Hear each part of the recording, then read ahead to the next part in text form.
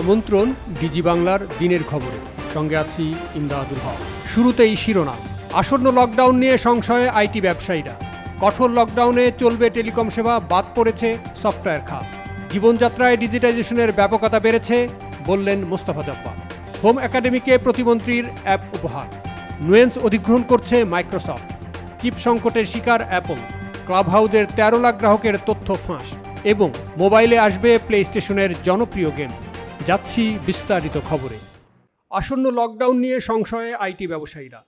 গেল বছরের মার্চে দেশে প্রথম করোনা রোগীর সন্ধান মেলে। চলতি বছরের শুরুর দিকে করোনা সংক্রমণের হার নিম্নের দিকে থাকলেও মার্চ থেকে ফের বাড়তে শুরু করে আক্রান্ত রোগীর সংখ্যা।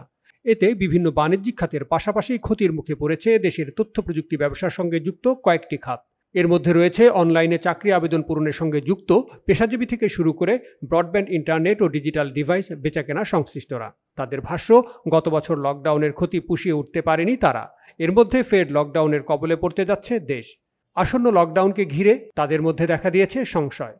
ক্ষতি তো হচ্ছে, এটা স্বাভাবিক। যেমন গতবার যখন লকডাউনটা ছিল তখন তো আমরা এই সত্যি বলতে যেটা ক্ষতি সেটা আমরা এখন পৌঁছতে পারি না। এখন লকডাউনটা আমাদের জন্য খুবই চাপ, আর্থিকভাবে বলুন, সব দিক থেকে অনেক ক্ষতি। এখনো কারেন্টে আমরা উঠতে পারতেছি না, তারপরে আবার লকডাউন এটা আমার ব্যবসায়ীরা, ছোটখাটো ব্যবসায়ী বেশিরভাগ অনেক প্লাস কর্মচারী বেতন সামনে রোজা, ঈদ, অনেক তার মুখে আছে। আমরা করোনাকালীন সময়ে দেশের মানুষ নির্ভরশীল হয়ে পড়েছে কম্পিউটার ও ডিজিটাল যন্ত্রাংশের উপর। খাত সংশ্লিষ্টরা বলছেন, গত বছরের লকডাউনের ক্ষতি এবছরও পুষিয়ে ওঠা সম্ভব হবে না যদি সরকার আইটি পণ্যকে জরুরি পণ্য হিসেবে ঘোষণা না দেয়। সবার যে ক্ষতিটা হয়েছিল ওই ক্ষতিটা আমরা পোষায় উঠতে পারিনি। প্রত্যেকটা ব্যাকএন্ডে কিন্তু আমাদের আইসিটির যন্ত্রাংশ কাজ করছে। এখন এই যন্ত্রাংশগুলো যদি সচল রাখা না যায় তাহলে পুরো সিস্টেমটাই মুক্ত করে পড়বে। এবং যে কারণে আমরা সবসময় বলে আসছি যে আইসিটি সেক্টরটাকে ইমার্জেন্সি আওতায় বিচার করা হোক এবং এটা যাতে আমাদের লকডাউনের সময় বন্ধ না থাকে সেই ব্যাপারটাকে গভর্নমেন্ট যাতে একটা সার্কুলার জারি করে এটাকে ব্যবস্থা করে। তথ্য প্রযুক্তি পণ্য ব্যবসায়ীদের সংগঠন বাংলাদেশ কম্পিউটার সমিতির সভাপতি মোহাম্মদ শাহিদ উল মুনির জানান, আইটি পণ্যকে জরুরি পণ্য হিসেবে ঘোষণা দেওয়ার পাশাপাশি আইটি যন্ত্রাংশের সঙ্গে সংশ্লিষ্ট সেবা জরুরি সেবার আওতায় নিয়ে আসলে সবকিছুই স্বাভাবিকভাবে করা সম্ভব হবে। আপনাকে একটা সার্ভিস বাসাকে দিয়ে আসতে হবে। আমি আপনার একটা ল্যাপটপে হার্ড ডিস্ক ক্রাশ করবো, আমি যদি আপনাকে অনলাইনে হার্ড ডিস্কটা বাসায় দিই আপনি টেকনিশন করতে পারবেন না। সেক্ষেত্রে আমাকে কি করতে হবে, আমাদেরকে এই ডিভাইসটা সহ এই যন্ত্রাংশ সহ আমাদের এক্সপোর্ট চাইতে হবে আপনার বাসায়, তাকে এই কাজটা করে দিয়ে আসতে হবে।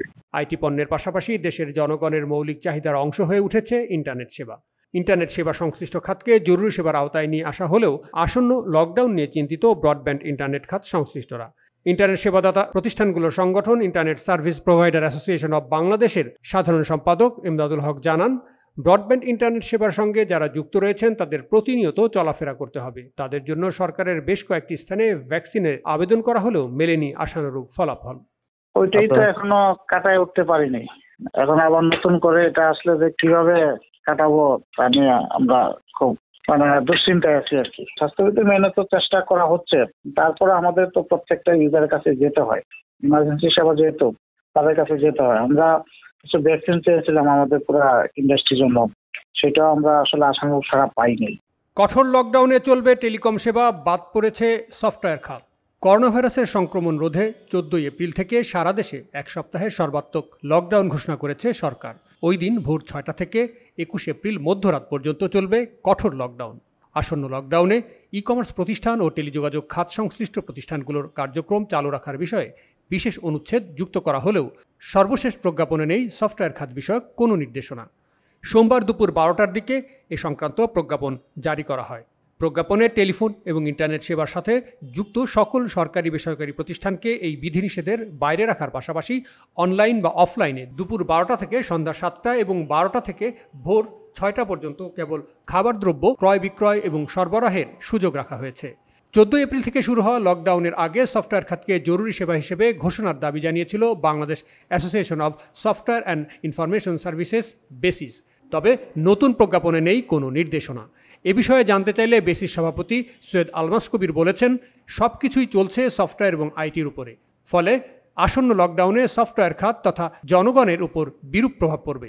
প্রভাব তো পড়বেই, অবশ্যই পড়বে। এবং সফটওয়্যার এবং আপনার আমাদের খাতে প্রভাব পড়ার থেকে কথা মানে মোর ইম্পর্টেন্ট হচ্ছে যে জনগণের ভোগান্তি হবে, কেননা সবকিছুই তো চলছে সফটওয়্যারের উপরে, আইসিটির উপরে, সফটওয়্যার এনেবল সার্ভিসেস এর উপরে। তো সেগুলো তো চলবে না, তখন সেগুলো তো সাপোর্ট দেওয়া যাবে না। তখন আপনার ব্যাংক থেকে শুরু করে, হাসপাতাল থেকে শুরু করে, স্কুল কলেজ থেকে শুরু করে সবই তো আইসিটি সাপোর্টে চলছে না। তো সেগুলো আইসিটি কোম্পানি যদি বন্ধ থাকে তাহলে সাপোর্ট দিবে কিভাবে? তো সেইখানে ওই সমস্যাটা বেশি হবে। নতুন নির্দেশনাটি প্রযুক্তি সেবা সচল রাখার ক্ষেত্রেও বাধা সৃষ্টি করবে বলে মন্তব্য করেছেন এই প্রযুক্তি বিশেষজ্ঞ। আমরা তো সরকার বলতে আমাদের আইসিটি ডিভিশন এবং ক্যাবিনেট সেক্রেটারির কাছে আমরা পাঠিয়েছি, এটা জনপ্রশাসনেও পাঠিয়েছি আমরা। তো এটা আমরা আরো আগেই পাঠিয়েছিলাম। তো সেখানে সেটার প্রেক্ষিতে আবার আইসিটি ডিভিশন থেকে একটা চিঠিও পাঠানো হয়েছে মন্ত্রিপরিষদ বিভাগে। আপাতত এই করা হয়েছে, কিন্তু আমরা আইসিটি ডিভিশন থেকে একটা নির্দেশনা আসলে আশা করছি খুব শীঘ্রই। জীবনযাত্রায় ডিজিটাইজেশনের ব্যাপকতা বেড়েছে জানালেন মোস্তফা জব্বার। করোনাকালে দেশের মানুষের জীবনযাত্রায় ডিজিটাইজেশনের ব্যাপকতা বেড়েছে বলে মন্তব্য করেছেন ডাক ও টেলিযোগাযোগ মন্ত্রী Mustafa Jabbar. Voluntary service association of বাংলাদেশের আয়োজনে এবং প্রথম আলোর সহযোগিতায় technology driven in education and VSO school app scope and future শীর্ষক ভার্চুয়াল আলোচনায় এ মন্তব্য করেন তিনি। করোনাকালে আপনারা লক্ষ্য করে থাকবেন আমাদের জীবনযাত্রার ক্ষেত্রে ডিজিটাইজেশনের প্রভাব যে কি ব্যাপকভাবে পড়েছে এটা প্রতি মুহূর্তে আমরা লক্ষ্য করতে পারি। সরকারের সেবাগুলো ডিজিটাল প্ল্যাটফর্মে নিয়ে আসার কারণে এখন কোনো কাজ ফেলে রাখতে হচ্ছে না। মিটিং সহ অন্যান্য কাজে গতিশীলতা বৃদ্ধি পেয়েছে বলেও মন্তব্য করেন মোস্তফা জব্বার। সরকারের সেবাগুলো ডিজিটাইজ করা হয়েছে অন্তত 2009 থেকে 2021 এই সময়গুলোর মধ্যে। সেগুলো জনগণের দ্বার প্রান্তে পৌঁছানোর জন্য যে উদ্যোগগুলো আমরা নিয়েছি সেগুলো অসাধারণভাবে সুফল দিতে শুরু করেছে। মন্ত্রী তার বক্তব্যে আরও জানান, করোনার কারণে বন্ধ রয়েছে শিক্ষা প্রতিষ্ঠান। নতুন প্রজন্ম ঘরে বসেই পার করছে দিন। শিক্ষা ডিজিটাইজেশনে সরকারের সব সুবিধা সমভাবে বন্টন করা সম্ভব হয়নি। পাশাপাশি শিক্ষক শিক্ষিকা অভিভাবকদের এক্ষেত্রে উদ্বুদ্ধ করা সম্ভব হয়নি। স্কুল কলেজ বিশ্ববিদ্যালয় কোথাও শিক্ষা গ্রহণের সরাসরি কোনো সুযোগ নেই। পরোক্ষভাবে যে সুযোগগুলো আমরা তৈরি করতে পেরেছি, যেটি বাস্তবতা, সেটি হচ্ছে আমরা সেইভাবে সকলের কাছে সমভাবে এই সুযোগগুলো পৌঁছে দিতে পারিনি। আমরা আমাদের শিক্ষক শিক্ষিকা অভিভাবক অভিভাবিকা তাদেরকে এই শিক্ষার ডিজিটাইজেশন এই জায়গাটার মধ্যে বোধহয় উদ্বুদ্ধ করতে পারেনি। অনুষ্ঠানে আরও উপস্থিত ছিলেন ভিএসও লিড টেকনিক্যাল অ্যাডভাইজার পূর্ণ শ্রেষ্ঠ, বাংলাদেশ ওপেন সোর্স নেটওয়ার্কের প্রতিষ্ঠাতা মুনির হাসান, যুক্তরাষ্ট্রের প্রিন্সটন বিশ্ববিদ্যালয়ের পদার্থবিজ্ঞানের অধ্যাপক ডক্টর জাহিদ হাসান সহ অংশীজনেরা। হোম একাডেমিকে প্রতিমন্ত্রীর অ্যাপ উপহার। করোনার স্থবিরতায় ফেসবুক এবং ইনস্টাগ্রামে দক্ষতা উন্নয়নে কাজ করছে হোম একাডেমি। এই প্ল্যাটফর্মটি তৈরি করেছে 17 বছরের তরুণ উদ্যোক্তা তাহা মাসুদ। সেখান থেকে ইতোমধ্যেই প্রশিক্ষণ নিয়েছে 14 জন তরুণ। এদের মধ্যে 300 জনই ঘরে বসে আয় করা শুরু করেছেন। আর এই উদ্যোগকে আরও বেগবান করতে হোম একাডেমি প্ল্যাটফর্মকে অ্যাপে রূপান্তরের প্রতিশ্রুতি দিয়েছেন তথ্য ও যোগাযোগ প্রযুক্তি প্রতিমন্ত্রী জুনায়েদ আহমেদ পলক। অ্যান্ড্রয়েড ও আইওএস প্ল্যাটফর্মেও যেন এই সেবা দেওয়া সম্ভব হয়, সেজন্য আইসিটি বিভাগের উদ্ভাবন ও উদ্যোক্তা উন্নয়ন একাডেমি প্রতিষ্ঠাকরণ প্রকল্পের অধীনে এই অ্যাপ দুটি তৈরি করা হবে বলে জানিয়েছেন মন্ত্রী। তাহা মাসুদের এই হোম একাডেমিতে যে ধরনের দক্ষতা উন্নয়নের জন্য প্রশিক্ষণ প্রদান করা হচ্ছে, এই প্রশিক্ষণগুলো আমরা সারা দেশে ছড়িয়ে দিতে চাই। হোম একাডেমির পাশে আমরা তথ্য যোগাযোগ প্রযুক্তি বিভাগ থাকতে চাই এবং হোম একাডেমির এই মুহূর্তে যে ওয়েবসাইট আছে, ফেসবুক এবং ইনস্টাগ্রাম প্ল্যাটফর্মে তাদের যেই যোগাযোগের যে সুযোগটা তৈরি আছে সেটাকে আরও সমৃদ্ধ করার জন্য আমরা আইসিটি বিভাগের পক্ষ থেকে ইনোভেশন ডিজাইন এন্টারপ্রেনিয়রশিপ একাডেমি থেকে আমরা হোম একাডেমির 2টি মোবাইল অ্যাপ্লিকেশন তৈরি করতে চাই, যেন অ্যান্ড্রয়েড এবং iOS প্ল্যাটফর্মেও হোম একাডেমি এই সেবা, এই সুযোগটা তরুণদের কাছে পৌঁছে দিতে পারে। সন্তানের কাছ থেকে এমন নিভৃতচারী উদ্যোগের কথা জেনে সোমবার প্রতিষ্ঠানটির উদ্যোক্তাদের সঙ্গে অনলাইনে যুক্ত হয়ে এই ঘোষণা দেন জুনায়েদ আহমেদ পলক। এ সময় নির্বাচনের জন্য নয়, নেতৃত্ব প্রজন্মের জন্য বাগধারায় অনুপ্রাণিত হয়ে মন্ত্রী বলেন, এই উদ্দেশ্য নিয়েই আমরা উদ্ভাবনী সমাধান দেয়া তরুণদের সহযোগিতায় সর্বাত্মক প্রচেষ্টা চালিয়ে যাচ্ছি। ইংরেজিতে একটা কথা আছে, leadership is not about the next election, it is about the next generation. তারুণ্যের শক্তি কিন্তু বাংলাদেশের সমৃদ্ধি, অর্থাৎ আমাদের এই তারুণ্যের যে শক্তি তাকে আমরা সম্পদে পরিণত করতে চাই এবং আমাদের এই তরুণ প্রজন্ম ইনোভেটিভ সলিউশনগুলো দিয়েই আমাদের বাংলাদেশকে একটি ডিজিটাল ইকোনমির দেশ হিসেবে মর্যাদার আসনে অধিষ্ঠিত করবে। এবার বিশ্ব প্রযুক্তির খবর। নুয়েন্স অধিগ্রহণ করছে মাইক্রোসফট। বর্তমানে শুধুমাত্র ডিসকর্ড কেনাই মাইক্রোসফটের একমাত্র লক্ষ্য নয়। ব্লুমবার্গ জানিয়েছে, স্পিচ প্রযুক্তি জায়ান্ট নুয়েন্স কমিউনিকেশনকে কিনতে অনেকটাই এগিয়ে গেছে সফটওয়্যার জায়ান্টটি। $16 বিলিয়ন এই চুক্তিটি সম্পন্ন হতে পারে বলে জানা গেছে। আগামী সপ্তাহে উভয় কোম্পানির পক্ষ থেকে এ বিষয়ে ঘোষণা আসতে পারে বলে ধারণা করা হচ্ছে। এই অধিগ্রহণের ফলে উভয় কোম্পানি বিভিন্নভাবে লাভবান হতে পারে। নুয়েন্স তাদের AI স্পিচ রিকগনিশনের জন্য সুপরিচিত।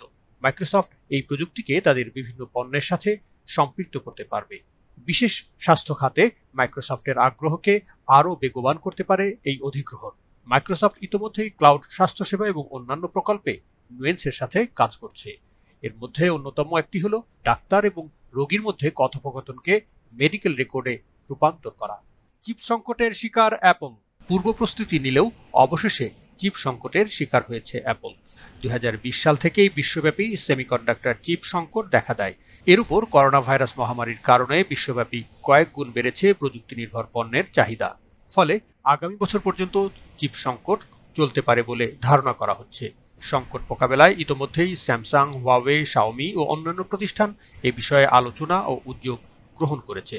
তবে অ্যাপল অনেকটাই চুপচাপ। অবশ্য এরই মধ্যে চলতি বছরে TSMCর 5 ন্যানোমিটার চিপ উৎপাদনের 80% অর্ডার করে রেখেছে তারা। সেক্ষেত্রে অন্যদের তুলনায় বেশ এগিয়ে থাকছে কোম্পানিটি।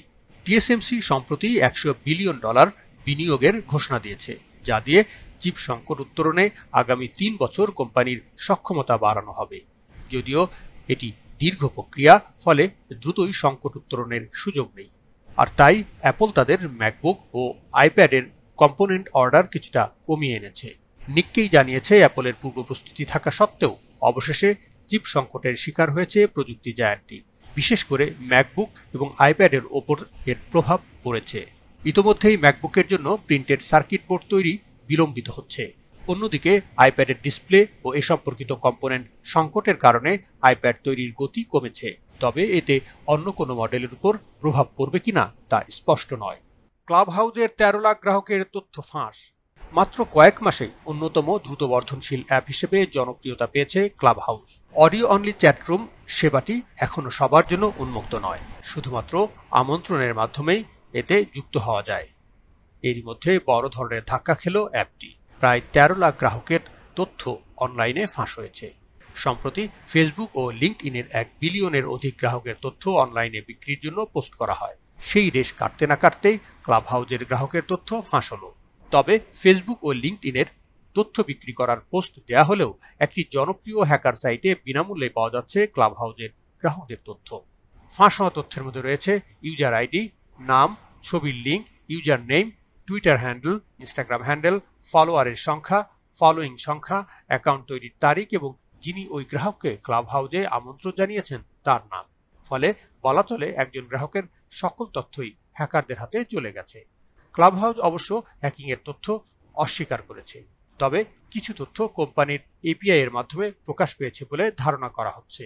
নিরাপত্তা বিশ্লেষকরা ক্লাব হাউস ব্যবহারকারীদেরকে দ্রুত পাসওয়ার্ড পরিবর্তন এবং শক্তিশালী পাসওয়ার্ড ব্যবহারের পরামর্শ দিয়েছেন। মোবাইলে আসবে প্লেস্টেশনের জনপ্রিয় গেম। প্লেস্টেশনের জনপ্রিয় গেম টাইটেলগুলোকে মোবাইল প্ল্যাটফর্মে নিয়ে আসতে কাজ শুরু করেছে সনি। এজন্য ইতোমধ্যেই নতুন করে হেড অব মোবাইল পদ সৃষ্টি করে একজনকে নিয়োগ দিতে যাচ্ছে জাপানি টেক জায়ান্ট। নতুন এই নির্বাহীকে দিয়েই 3 থেকে 5 বছরের একটি কৌশলপত্র তৈরির উদ্যোগ নেওয়া হয়েছে।